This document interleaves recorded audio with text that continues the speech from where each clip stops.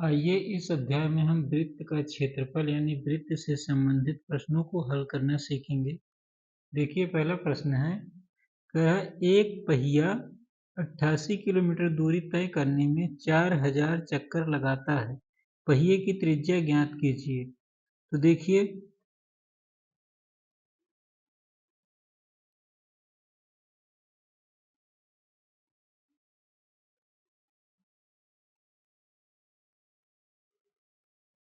पहिए की त्रिज्या जो है हमें निकालने के लिए देखिए क्या करना पड़ेगा, यानी कि 4000 चक्कर लगाता तो कितनी दूरी चलता है 88 किलोमीटर। तो देखिए यानी 4000 चक्कर में तय की गई दूरी बराबर कितनी दूरी तय करता है 88 किलोमीटर। अगर किलोमीटर को हम मीटर में बदलेंगे तो 1000 से गुणा करेंगे तो क्या हो जाएगा 88 गुणे 1000 बराबर कितना हो जाएगा 88,000 क्या हो जाएगा ये मीटर। ठीक, जब 4000 चक्कर में जो है 88,000 मीटर जाती है तो एक चक्कर में कितनी दूरी जाएगी, एक चक्कर में तय की गई दूरी, यानी इसको 88,000 को 4000 से भाग दे देंगे, 88,000 भागे 4000 तो ये 3 शून्य, इससे 4 एकन्ने 4, 4 दूनी 8, 4 दूनी 8, यानी क्या आ गया 22 मीटर। यानी एक चक्कर में कितनी दूरी तय करती है 22 मीटर। यानी जब पहिया 22 मीटर तय करती है तो एक चक्कर में यानी पहिए की परिधि क्या आ गई 22 मीटर, है ना। पहिए की परिधि कितनी आ गई, पहिए की परिधि बराबर कितनी आ गई 22 मीटर आ गई। ठीक, अब जब इसका परिधि निकालेंगे तो परिधि बराबर क्या होता है, यानी वृत्त की परिधि। तो वृत्त की परिधि बराबर क्या होता है 2 पाई आर, है ना। तो आर जो होती है त्रिज्या, इससे आ जाएगा हमारा त्रिज्या। पहिए की परिधि क्या होती है 2 पाई आर बराबर किसके है 22 मीटर के।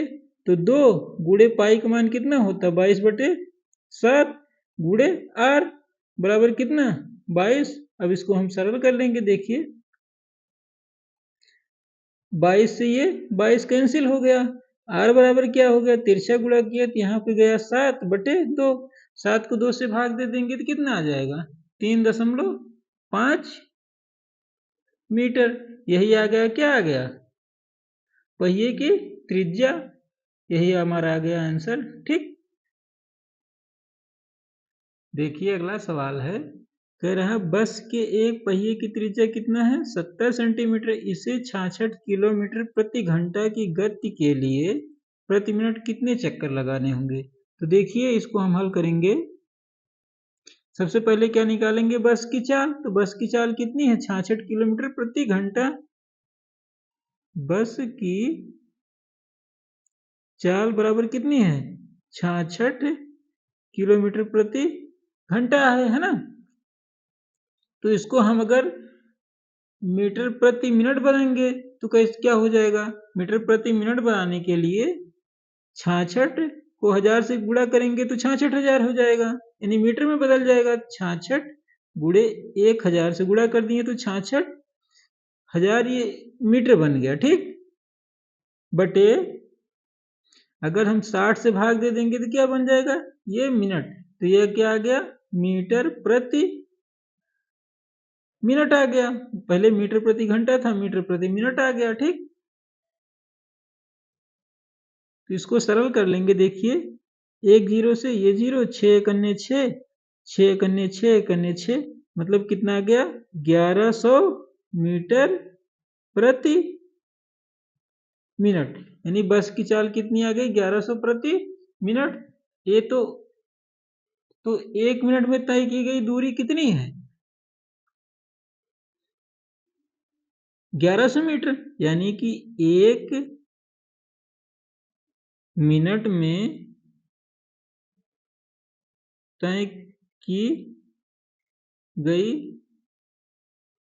दूरी बराबर कितनी होगी 1100 मीटर। ठीक, जब यानी कि बस की चाल 1100 मीटर प्रति सेकंड है तो यानी 1 मिनट में 1100 मीटर जाता है। ठीक, तो ये जो होगा, अब हम क्या निकालेंगे, वृत्त की पहिए की परिधि निकाल लेंगे ना, पहिए की परिधि निकालेंगे। देखिए, पहिए की परिधि, परिधि बराबर क्या होता है, 2 पाई आर। तो 2 गुणे पाई का मान कितना होता है, 22/7। आर, आर मतलब त्रिज्या कितना दिया हो, 70 सेंटीमीटर, गुणे 70 कर दिया, तो 7 से दाएं में 70 हो गया। ठीक, अब गुणा कर देंगे हम, तो कितना हो जाए, 22 दूनी 44, यानी 440 सेंटीमीटर आ गया इसका परिधि। ठीक, तो ये परिधि जो आया किसमें, सेंटीमीटर में। अगर इसको हम मीटर में बदलना चाहेंगे तो क्या करना पड़ेगा, हमें 100 से भाग देना पड़ेगा, सेंटीमीटर है, यानी 440 भागे 100 कर दिया, तो ये जीरो कट गया, यानी 44/10, ये क्या आ गया, मीटर में आ गया। ठीक, अब निकालेंगे एक चक्कर में तय की गई दूरी, तो एक चक्कर में तो यही, जब इसकी परिधि यही है तो एक चक्कर में कितनी दूरी तय करेगी, इतनी ही दूरी करेगी, यानी एक चक्कर में तय की गई दूरी। तो पहिया जो होगा एक चक्कर में कितनी दूरी तय करेगी, अपनी परिधि के बराबर, यानी 44/10 मीटर तय करेगी ना। अब 1 मिनट में लगाए गए चक्करों की संख्या, यानी 11,000 को जब इसको देखिए 1 मिनट में इतनी दूरी तय करती है और एक चक्कर में इतनी दूरी करती है, तो इसको हम इससे भाग दे देंगे तो क्या आ जाएगी, एक चक्कर में तय की गई दूरी, है ना। तो देखिए क्या निकालेंगे, 1 मिनट में, 1 मिनट में लगाए गए चक्रों की संख्या, चक्रों की संख्या निकालेंगे तो देखिए 1 मिनट में 1100 मीटर तय करती है और परिधि कितना है, इतना, तो इसमें भाग देंगे, यानी 1100 को जो है हम किससे भाग दे देंगे, 44/10 से। तो जब इसमें भाग देते हैं तो देखिए भाग देंगे तो ये अंश और हर बदल के गुणा हो जाता है, यानी 1100 गुणे 10/44। तो देखिए 11 कन्ने 11, 11 चौक 44, 4 कन्ने 4, 4 25 सही हम 100, 25 को 10 से गुणा करेंगे तो कितना आ जाएगा, 250। क्या आ गया ये चक्कर, यही आ गया इसका आंसर। यही तो पूछ रहा है ना, प्रति मिनट कितने चक्कर लगाने होंगे, तो प्रति मिनट कितने चक्कर लगाएंगे, 250 चक्कर। ठीक, देखिए अगला सवाल है, कह रहा है कि एक वृत्त की परिधि एवं त्रिज्या का अंतर 37 सेंटीमीटर है, तो इस वृत्त का क्षेत्रफल ज्ञात करना है। तो देखिए इसका क्षेत्रफल कैसे निकाला जाएगा, कह रहा है वृत्त की परिधि, तो वृत्त की परिधि क्या होता है, 2 पाई आर, है ना, और इसकी त्रिज्या, त्रिज्या कितना है, आर है, अंतर दोनों की, यानी परिधि हो गया 2 पाई आर और त्रिज्या आर हो गया, दोनों का अंतर कितना है, 37 सेंटीमीटर, 37 सेंटीमीटर। अब क्या निकालना है, वृत्त का क्षेत्रफल, तो पहले क्षेत्रफल निकालने के लिए हमें आर, आर का मतलब त्रिज्या निकालना होगा ना, तो निकालेंगे। देखिए आर हम कॉमन ले लेंगे तो क्या हो जाएगा, आर हम कॉमन ले लिए तो ये बचा 2 पाई -1 बराबर कितना आ गया, 37 आ गया। अब देखिए आर 2 गुणे पाई का मतलब कितना होता है, 22/7 -1 बराबर कितना, 37। अब देखिए आर 7, 22 को 2 से गुणा करेंगे तो कितना आ जाएगा, 44, -7 को तिरछा गुणा करेंगे 7 एकन्ने 7 बटे हो गया 7 बराबर किसके है, 37 के। अब देखिए 44 में से 7 घटा देंगे तो कितना आ जाएगा, 37, यानी 37 आर बटे 7 बराबर किसके, 37। तो 37 से 37 कट गया, आर बराबर तिरछा गुणा करेंगे तो यहाँ हो जाएगा आर बराबर 7 सेंटीमीटर। आर का मान कितना आ गया, 7 सेंटीमीटर आ गया। पूछ क्या रहा है, वृत्त का क्षेत्रफल, तो वृत्त का क्षेत्रफल क्या होगा, देखिए वृत्त का क्षेत्रफल बराबर होता है पाई आर स्क्वायर, है ना।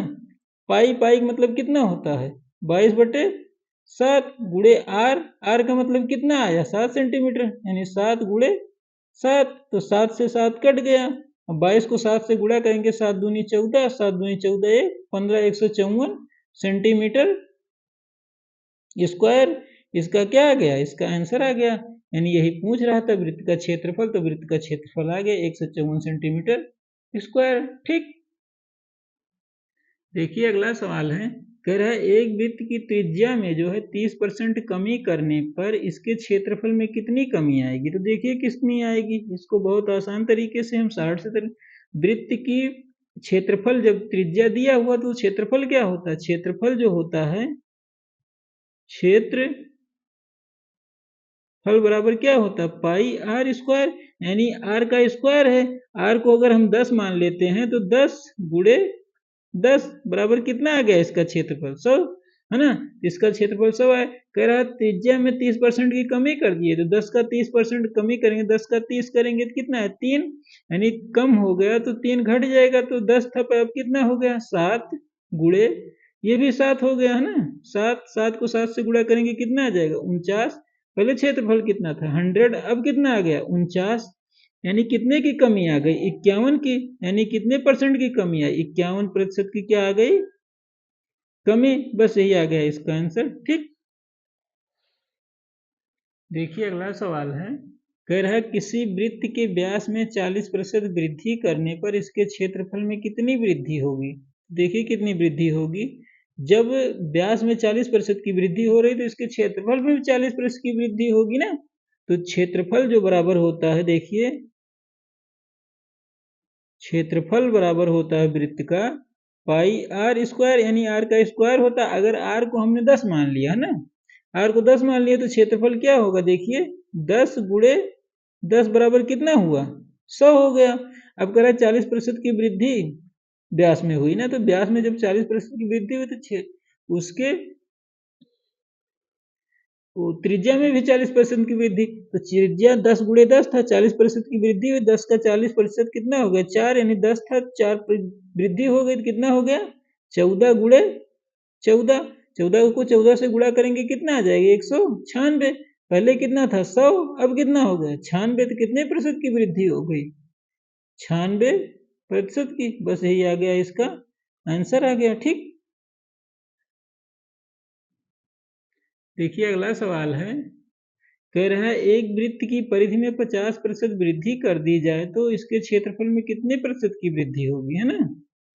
तो जब इसके परिधि में 50% की वृद्धि की जाए तो क्षेत्रफल भी 50, वो इसका त्रिज्या भी 50% बढ़ेगा। तो क्षेत्रफल बराबर होता है, क्षेत्रफल बराबर क्या होता है पाई आर स्क्वायर, यानी आर का स्क्वायर है। तो हमने इसका क्षेत्रफल मान लिया, आर को 10 मान लिया, 10 गुणे 10, तो बराबर क्षेत्रफल कितना आ गया 100। अब कह रहा है परिधि में 50% की वृद्धि हुई है, तो इसके त्रिज्या में भी 50% की वृद्धि होगी, तो यानी 10 का 50% कितना होगा 5, तो 10 था 50% वृद्धि हुई तो 15 हो गया ना, 10 में 5 जुड़ गया 15 हो गया, 15 गुणे 15, 15 को 15 से गुणा करेंगे तो कितना आ जाएगा 225, यानी पहले कितना था 100, अब कितना आ गया 25। अब कितने की वृद्धि हो गई 125% की वृद्धि हो गई, ये आ गया इसका आंसर आ गया। ठीक,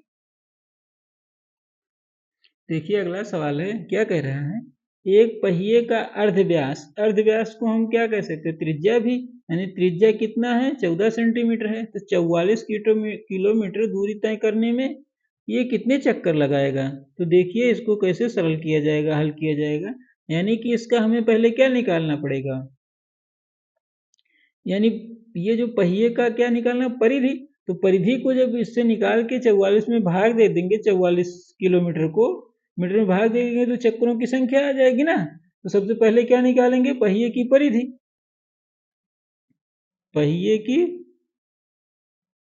परिधि, तो परिधि बराबर क्या होता है 2 पाई आर, है ना। तो 2 गुणे पाई का मान कितना होता है 22/7, आर बराबर कितना है 14 सेंटीमीटर, गुणे 14 कर दिए तो 7 एक अन्य 7, 7 दूनी 14, अब 22 दूनी 44 दूनी कितना आ गया 88 सेंटीमीटर। ठीक, यानी पहिए की परिधि कितनी आ गई 88 सेंटीमीटर। अब क्या कह रहा है?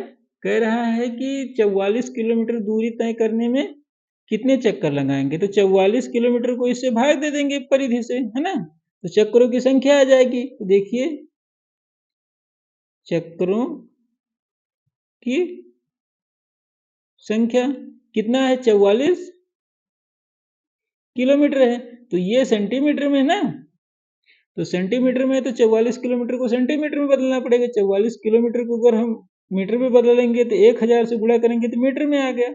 1 मीटर को मैं कितने सेंटीमीटर है, 100 से गुणे 100 कर देंगे, है ना, बटे कितना है 88। तो देखिए 44 एक अन्य 44, 44 दूनी 88, 2 एक अन्य 2, 2 पचास संयम 150 को 1000 से गुणा करेंगे तो कितना आ जाएगा 50,000। तो कितने चक्कर लगाएंगे, 50,000 चक्कर लगाना होगा। यानी पहिए को जो है 44 किलोमीटर दूरी तय करने में कितना चक्कर लगाने होगा, 50,000 चक्कर। यही आ गया इसका आंसर। ठीक, तो ये वृत्त से संबंधित बस इतने ही प्रश्नों को हल करना हम सीखें। ठीक, ओके, फिर मिलते हैं एक नए अध्याय के साथ। तब तक के लिए धन्यवाद।